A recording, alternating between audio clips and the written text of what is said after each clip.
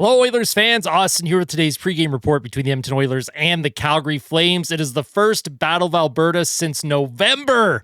The NHL sure knows how to market their biggest rivalries in the NHL, and this is also the final Battle of Alberta of the entire season. Yes, the Oilers and Flames only play 3 times all season long, and I'm not really sure what's going on in that marketing department for the National Hockey League, but you know what? We're expecting a fun game tonight. We're expecting a great, high-paced, action-packed game, a physical game, and a game with a lot of emotion as Calgary continues to be desperate for points and try to sneak into the wild card spot in the Western Conference. And for the Edmonton Oilers, they're still trying to find their positioning in the Pacific Division. They're trying to find a way to get back into second for home ice advantage for round 1. However, they still have games to win, and until they have that little X beside their name where they've clinched a playoff spot, I consider every win moving forward just closer to clinching. They're only at 87 points, and they're still missing Connor McDavid. Leon Draisaitl may play tonight. He was at morning skate. We will discuss that for the lineups, but the Oilers have a lot of unfinished business. They have to find a way to bank some points here, and if Draisaitl does play tonight, that's going to go a long way in allowing and helping Edmonton win a hockey game. And of course, it goes without saying, they need some goaltending as well. Not that the last game was on Calvin Pickard, but they're going to need their goalie to make some saves. So if you enjoy this pregame report, smash the like button. It goes a long way in supporting the channel. And in today's pregame report, as always, we're going through the lineups, the game day stats, keys to the game, players to watch, and score predictions. So let me know all of your thoughts in the comment section below. And let's jump into the projected lineups here for Edmonton. Quick note, Tony Berard tweeted out that Corey Perry, Matthias Ekholm, John Klingberg, and Stuart Skinner were all not on the ice. Now, Skinner, that is to be expected. We know he's going to be out for at least a little bit longer. That's why Olivier Rodrigue is still up with the team in net. But for Corey Perry, not sure if it's maintenance. For Matthias Ekholm, he did not play against Seattle, so maybe there's been a flare-up with whatever he was dealing with earlier. And for John Klingberg as well, he did play against Seattle. Didn't think he looked great, so maybe just a maintenance day for him. So for right now, these lines that I'm showing on the screen, these were at morning skate this morning. So Podkolzin next to Draisaitl and Arvidsson. If Draisaitl does play, he will be centering that top line with Podkolzin and Arvidsson. I've liked Arvidsson's game a lot recently. I know he hasn't scored in his last couple, but he's been all over it on the forecheck. He's creating opportunities. He's getting good shots. Vasily Podkolzin, once again, strong on the forecheck. Lack of finish, not getting as many shots towards the goal as I would like. If he does play next to Draisaitl tonight, I'd like to see Podkolzin with a shot mentality so that we are talking about Podkolzin in the post game. On the second line, Jeff Skinner looks like he'll be with Ryan Nugent-Hopkins and Zach Hyman in that top 6, and I like the look of that line. I like that Jeff Skinner is continuing to get a look in the top 6 right now. He has played phenomenal hockey. He had a goal called back against Seattle, which is very unfortunate. And then, of course, against Dallas, I thought he played really good. I thought he was one of Edmonton's best forwards. He didn't get on the score sheet in that loss to Dallas, but he's been all over it offensively. He's basically, I would consider, Edmonton's best forward as of late, other than Zach Hyman, though. Zach Hyman has been really producing. He has 7 goals in his last 10 games, and he has just been on fire lately. So for Edmonton and Zach Hyman, if he's able to continue to produce, I like Edmonton's chances tonight. On the third line, Max Jones with Adam Henrique and Kasperi Kapanen. Now, it depends if Corey Perry is able to go tonight. Obviously, if Perry's able to go, I would expect Max Jones to be on that fourth line with Janmark and Brown. However, Max Jones, he does not get a lot of ice time with this team, and it's very clear that Christian Hoblock does not trust Max Jones in very many situations. And I do apologize, my voice right now is kind of, it's a little scratchy, so I do apologize for that. Max Jones, if he ends up playing, I expect him to be on the fourth line. Henrique and Kapanen, they've been playing better as of late. Adam Henrique has been helping the power play produce, which is great. Janmark and Brown, oh, they're playing hockey these days, so you love to see that. On defense, you have Wallman with Bouchard, potentially. Depends if Ekholm is able to go. Nurse with Stetcher and Kulak with Emberson. Now, Ty Emberson the other night against Seattle looked really, really shaky, and that's not a great sign because he had been a healthy scratch for a few games because of his play leading into that little stretch where he was scratched. You expected him to come in the 11-7 formation and play a little bit stronger. I thought Emberson looked very shaky on D, although to be fair, I thought the entire defensive group as a whole was pretty shaky against Seattle, especially in that second period. Everyone just threw their hands up in the air when Seattle made it 1-0 and went, that's the end of the game. We don't have to play ahead and try anymore. So I want a better collective effort from this defensive group tonight, please, especially for your goalie, man. Help Calvin Pickard out. He's likely to get the start.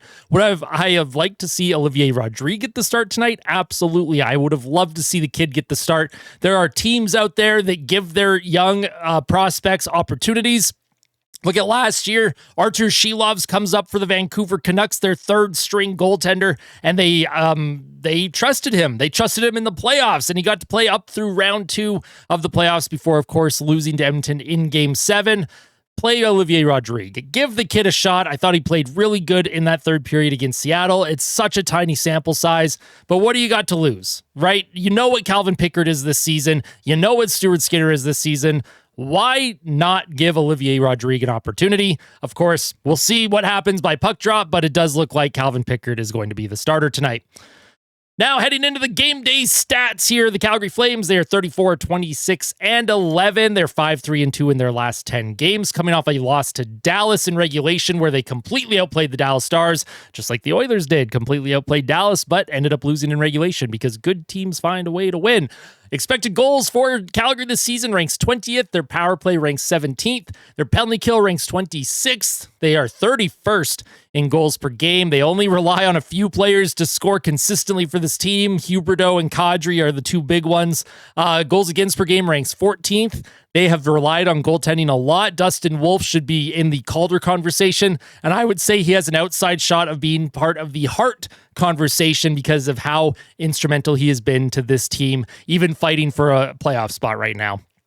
Corsi 4 ranks 7th, and shots for percentage ranks 11th. So their possession metrics are not super terrible. They're actually top 10 in Corsi. They're almost 10th in shots for percentage. Their expected goals, of course, is bottom 12 in the NHL, ranks 20th. But this is a team that does not score a lot, despite having at least even chances against their opponents. This is not a bad team, and certainly not a team that Edmonton should take lightly tonight.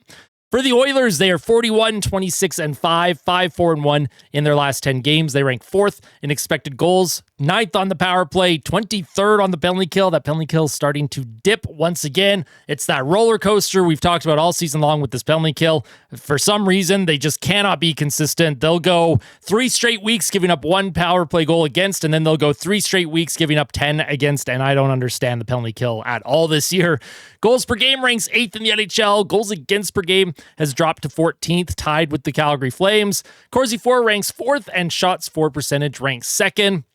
For the Edmonton Oilers tonight, this is a big test here, and even though you're missing McDavid, this is a game where Calgary's going to be playing desperate, and can Edmonton match that emotion? Can they match the physicality against Calgary? Because the Oilers are not a physical team, and this is a team that we've been talking about all season long, the Oilers, that is. What is their response when things are happening on the ice? A lot of talk about them being too soft. We know when the playoffs start, they'll have Frederick and Evander Kane, which is like a huge boost to their, physical and emotional side to the game.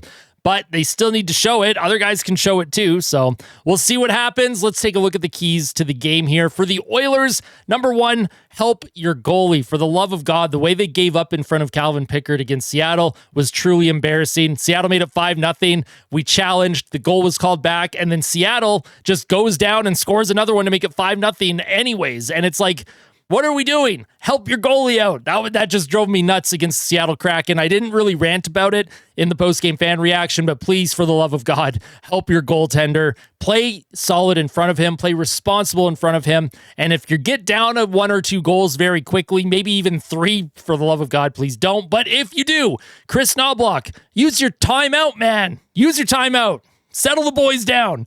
On the second point for keys to the game for Edmonton, foot on the gas. You're going to have your foot on the gas the entire game, because if you take your foot off the gas, Calgary's going to make you pay. They're going to make you pay on transition. They're going to make you pay off the cycle. Edmonton has to be aware of everything that's happening on the ice at all times tonight. And number 3, emotion. Play with the emotion.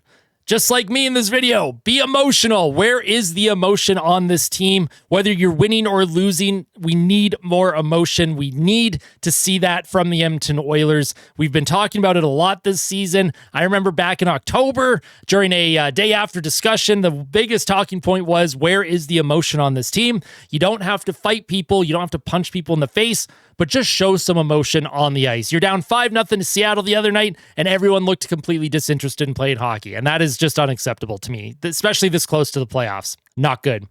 For Calgary, I want them to attack off the rush. Of course, the Oilers are the worst rush defending team in the NHL. If Calgary's able to utilize some of that speed and transition game, they're going to have a lot of success against the Oilers, who are terrible at defending their own blue line.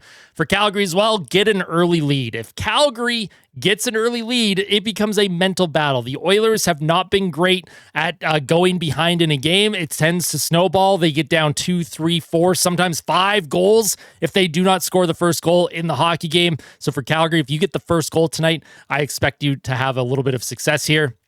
And number 3, be physical. Now, Calgary's not the most physical team in the NHL, but they do have guys that bang bodies. They have Pospisil, they have Coleman, they have Lomberg, they have Weegar.